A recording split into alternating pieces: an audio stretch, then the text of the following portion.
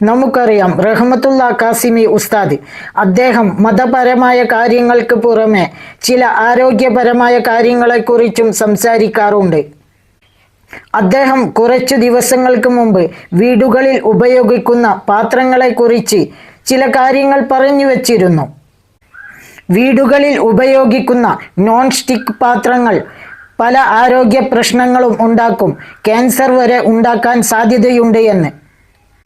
ഉസ്താദ് അതിൽ പറയുന്നത് ഇങ്ങനെയാണ്: ടെഫ്ല കോട്ടിങ്ങിൻ്റെ സാധാരണയായ ഉപയോഗം മനുഷ്യരിൽ ക്യാൻസർ വരെ ഉണ്ടാക്കും.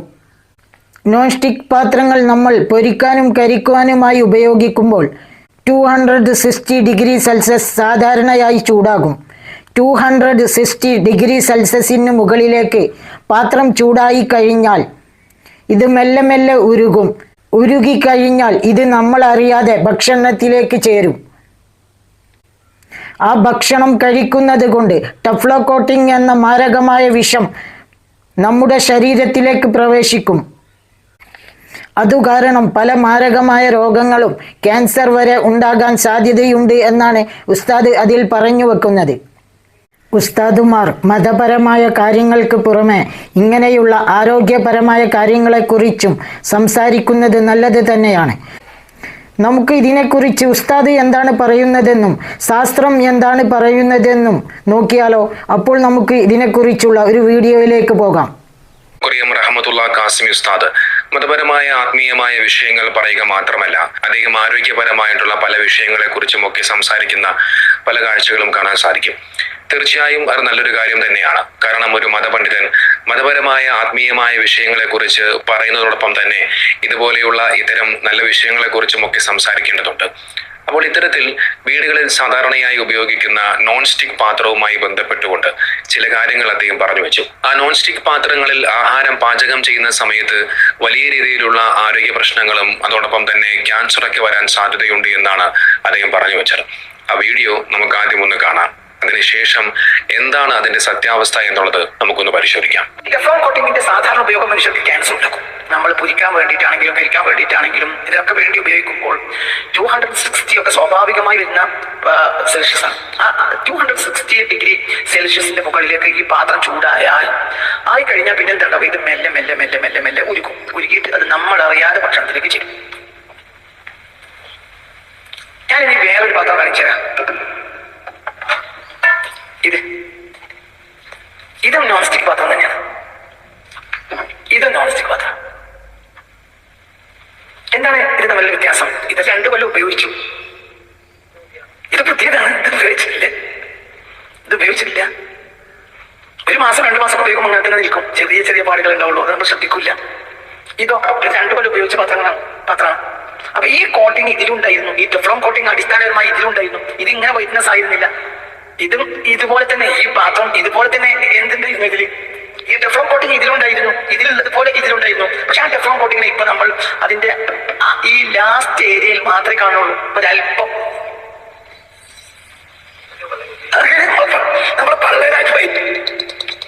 ഈ വിഷം ഇതൊരു വിഷമാണ്. ഈ ടെഫ്ലോൺ കോട്ടിങ് നല്ല ഒരു വിഷമാണ്. ആ വിഷം വളരെ മാരകമായ വിഷങ്ങളിൽ ഒന്നാണ്. ആ വിഷം നമ്മൾ അറിയാതെ നമ്മുടെ ഉള്ളിലേക്ക് കയറുന്നു. ഞങ്ങൾക്ക് വേറൊരു പാത്രം വെച്ചാൽ ഇത് 4 കൊല്ലം ഉപയോഗിച്ച പാത്രാണ്. ഇത് 1.5 കൊല്ലം 2 കൊല്ലം ഉപയോഗിച്ച പാത്രാണ്. ഇത് പുതിയ പാത്രം. ഈ തന്നെയാണ് ഇത്.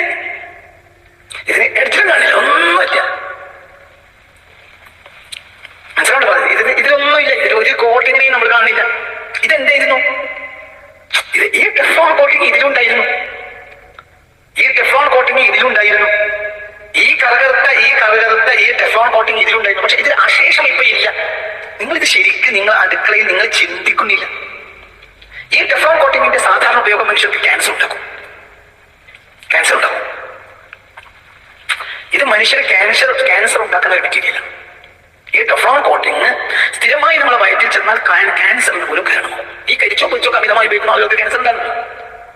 ഇത് പലപ്പോഴും എണ്ണയുടെ പ്രശ്നം മാത്രമല്ല. ഈ നോൺ സ്റ്റിക്ക് പാത്രങ്ങളിൽ എണ്ണ ഉപയോഗിച്ചാൽ 260 ഡിഗ്രി സെൽഷ്യസിന്റെ മുകളിലേക്ക് ഈ പാത്രം ചൂടായി കഴിഞ്ഞാൽ സ്വാഭാവികമായും ഇതൊരുക്കും. നമ്മൾ ചിന്തിച്ച് നോക്ക്. ഇതേ അളവിൽ ഒരു മോനെ തന്നെ ഒരു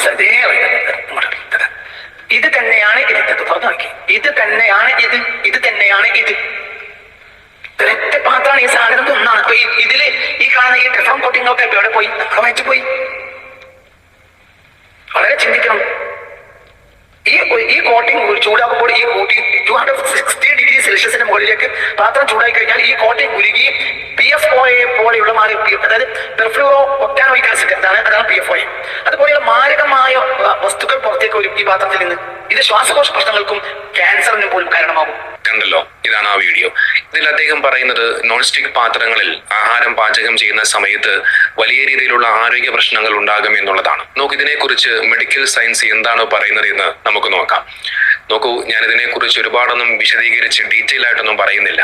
പ്രധാനപ്പെട്ട ഭാഗങ്ങൾ മാത്രം പറഞ്ഞു പോകാം. ആദ്യം നമുക്ക് ടെഫ്ലോണിൽ നിന്ന് തന്നെ തുടങ്ങാം. എന്താണ് ടെഫ്ലോൺ? ടെഫ്ലോണിന്റെ ശാസ്ത്രീയമായ നാമം എന്ന് പറയുന്നത് PTFE, അതായത് പോളിടെട്രാ ഫ്ലോറോ എഥിലീൻ എന്നാണ്. ഈ PTFEയുടെ പ്രത്യേകത എന്താണെന്നാൽ ഇത് രാസപരമായി അങ്ങേയറ്റം സ്ഥിരതയുള്ള ഒരു വസ്തുവാണ്. കാർബണും ഫ്ലോറിനും തമ്മിലുള്ള ബോണ്ട് പ്രകൃതിയിലെ ഏറ്റവും ശക്തമായ രാസബന്ധങ്ങളിൽ ഒന്നായിട്ടാണ് ശാസ്ത്രം കണക്കാക്കുന്നത്. അതുകൊണ്ടാണ് ഭക്ഷണം ഈ കോട്ടിങ്ങിൽ ഒട്ടിപ്പിടിക്കാത്തതും ആസിഡുകൾ, ചൂട് എന്നിവയെ ഇത് പ്രതിരോധിക്കുന്നതുമെല്ലാം. സാധാരണ പാചക താപനിലയിൽ ഏകദേശം 260 ഡിഗ്രി സെൽഷ്യസ് വരെ ഈ PTFE സ്വയം ഒരു നിഷ്ക്രിയ സുരക്ഷിതമായ പദാർത്ഥമായി കണക്കാക്കപ്പെടുന്നു. ലോകമെമ്പാടുമുള്ള ഭക്ഷ്യ സുരക്ഷാ ഏജൻസികൾ ഇത് ശരിവെക്കുന്നുമുണ്ട്. എന്നാൽ ഇവിടെയാണ് കാര്യങ്ങൾ കുറച്ചുകൂടി സങ്കീർണമാകുന്നത്. ഈ PTFE സുരക്ഷിതമാണെങ്കിലും ഈ കോട്ടിംഗ് നിർമ്മിക്കാൻ ഉപയോഗിച്ചിരുന്ന ഒരു രാസവസ്തുവാണ് ശരിക്കും വില്ലനായി മാറുന്നത്. ആ വസ്തുവിന്റെ പേരാണ് PFOA. PFOA എന്നാൽ പെർഫ്ലൂറോ ഒക്ടാനോയിക് ആസിഡ് എന്നാണ്. ഈ രാസവസ്തുക്കളെ ഫോർഎവർ കെമിക്കൽസ് അഥവാ എന്നെന്നും നിലനിൽക്കുന്ന രാസവസ്തുക്കൾ എന്നാണ് ശാസ്ത്രജ്ഞർ വിളിക്കുന്നത്. കാരണം ഇവ പ്രകൃതിയിലോ മനുഷ്യന്റെ ശരീരത്തിലോ എളുപ്പത്തിൽ വിഘടിക്കാറില്ല. വർഷങ്ങളോളം, ചിലപ്പോൾ പതിറ്റാണ്ടുകളോളം ഇവ ശരീരത്തിൽ അണിഞ്ഞുകൂടാം. 2013-2014 വരെ മിക്ക നോൺ സ്റ്റിക് പാത്ര നിർമ്മാതാക്കളും PTFE കോട്ടിംഗ് നിർമ്മിക്കാൻ ഈ PFOA ഉപയോഗിച്ചിരുന്നു. 3 എപ്പിഡമിയോളജിസ്റ്റുകൾ അടങ്ങിയ CH സയൻസ് പാനൽ എന്നൊരു വിദഗ്ധ സംഘം PFOA കുറിച്ച് പഠിക്കുകയും 2012 ഈ സംഘം ഒരു നിർണായകമായ കണ്ടെത്തൽ പുറത്തുവിടുകയും ചെയ്തു. PFOA kidney cancer, testicular cancer, thyroid രോഗങ്ങൾ, ഉയർന്ന കൊളസ്ട്രോൾ, ഗർഭകാല രക്തസമ്മർദ്ദം എന്നീ ആരോഗ്യപരമായ ഒരുപാട് പ്രശ്നങ്ങൾക്ക് കാരണമാകുമെന്ന് അവർ കണ്ടെത്തി. പിന്നീട് നടന്ന കൂടുതൽ പഠനങ്ങളിലും ഇത് സ്ഥിരീകരിക്കപ്പെടുകയും ചെയ്തു. 2023 അന്താരാഷ്ട്ര ക്യാൻസർ ഗവേഷണ ഏജൻസി PFOA മനുഷ്യരിൽ ക്യാൻസറിന് കാരണമാകുമെന്ന നിഗമനത്തിൽ വരെ എത്തി. ഇതിന്റെ ഭാഗമായി 2015 PFOAയുടെ ഉപയോഗം പൂർണ്ണമായി അവസാനിപ്പിക്കാൻ യൂറോപ്യൻ യൂണിയനും സമാനമായ നിയന്ത്രണങ്ങൾ കൊണ്ടുവന്നു. 2019 സ്റ്റോക്ക്ഹോം കൺവെൻഷൻ എന്ന അന്താരാഷ്ട്ര ഉടമ്പടിയിലൂടെ PFOA ആഗോളതലത്തിൽ നിരോധിക്കപ്പെട്ടു. ഇതിന്റെ ഫലമായി 2013-2015 ശേഷം നിർമ്മിച്ച മിക്കവാറും എല്ലാ നോൺ സ്റ്റിക് പാത്രങ്ങളും PFOA രഹിതമാണ്. ഇന്ന് വിപണിയിൽ ലഭിക്കുന്ന ടെഫ്ലോൺ ബ്രാൻഡഡ് പാത്രങ്ങളിൽ ഭൂരിഭാഗവും PFOA ഫ്രീ എന്ന് പാക്കേജിംഗിൽ വ്യക്തമായി രേഖപ്പെടുത്തിയിട്ടുണ്ടാകും. എന്നാൽ ഇവിടെ ഒരു സൂക്ഷ്മമായ മറ്റൊരു കാര്യം കൂടിയുണ്ട്. PFOA ഇല്ലാതാക്കിയത് കൊണ്ട് എല്ലാ PFAS രാസവസ്തുക്കളും ഇല്ലാതായി എന്നല്ല അർത്ഥം. നിർമ്മാതാക്കൾ PFOAയ്ക്ക് പകരം ജെനെക്സ് പോലുള്ള മറ്റു ഹ്രസ്വ ചെയിൻ PFAS രാസവസ്തുക്കൾ ഉപയോഗിക്കാൻ തുടങ്ങി. ഇവ ശരീരത്തിൽ അധികകാലം നിലനിൽക്കില്ല എന്നാണ് കരുതപ്പെടുന്നതെങ്കിലും ഇവയുടെ ദീർഘകാല സുരക്ഷയെക്കുറിച്ചുള്ള ഗവേഷണങ്ങൾ ഇപ്പോഴും തുടരുകയാണ്. അതുകൊണ്ട് PFOA ഫ്രീ എന്നത് പൂർണ്ണമായും കെമിക്കൽ ഫ്രീ എന്നല്ല അർത്ഥമാക്കുന്നത്. എന്നാൽ പഴയ നോൺ സ്റ്റിക് പാത്രങ്ങളെ അപേക്ഷിച്ച് ആരോഗ്യ അപകട സാധ്യത ഗണ്യമായി കുറഞ്ഞിട്ടുണ്ട് എന്നത് വ്യക്തമാണ്. PTFE ഏകദേശം 260 ഡിഗ്രി സെൽഷ്യസിന് മുകളിൽ ചൂടാക്കിയാൽ അത് വിഘടിക്കാൻ തുടങ്ങും.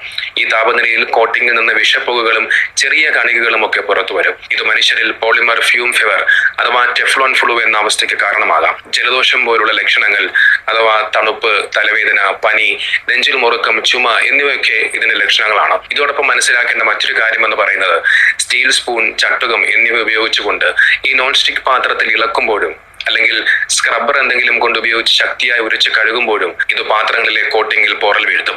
സമീപകാല പഠനങ്ങൾ കാണിക്കുന്നത് ഇങ്ങനെ പോറൽ വീണ പാത്രങ്ങളിൽ പാചകം ചെയ്യുമ്പോൾ ദശലക്ഷക്കണക്കിന് മൈക്രോ നാനോ പ്ലാസ്റ്റിക് കണികൾ ഭക്ഷണത്തിലേക്ക് കലരാമെന്നാണ്. ഇതാണ് ഇതിനെക്കുറിച്ച് ശാസ്ത്രീയമായ കാര്യങ്ങളൊക്കെ. ഇനി റഹ്മത്തുള്ള കാസിമി ഉസ്താദ് പറഞ്ഞ ആ ഒരു വിഷയത്തിലേക്ക് വരാം. അദ്ദേഹം ഇതുമായി ബന്ധപ്പെട്ടുകൊണ്ട് പറഞ്ഞ ഒട്ടുമിക്ക കാര്യങ്ങളും വസ്തുതാപരമായ കാര്യങ്ങൾ തന്നെയാണ്. പഴയ ടെഫ്ലോൺ പാത്രങ്ങളിലെ PFOAയും ക്യാൻസറും തമ്മിലുള്ള ബന്ധം ശാസ്ത്രീയമായി തെളിയിക്കപ്പെട്ടതാണ്. അമിത ചൂടിൽ ടെഫ്ലോൺ വിഷവാതകം പുറപ്പെടുവിക്കുമെന്നുള്ളത് വസ്തുത തന്നെയാണ്. ജാഗ്രത ആവശ്യമുള്ള ഒരു വിഷയമാണിത്. അതിനാൽ തന്നെ ഈ വിഷയം ഉയർത്തിക്കൊണ്ടുവരുന്നത് നല്ല കാര്യം തന്നെയാണ്.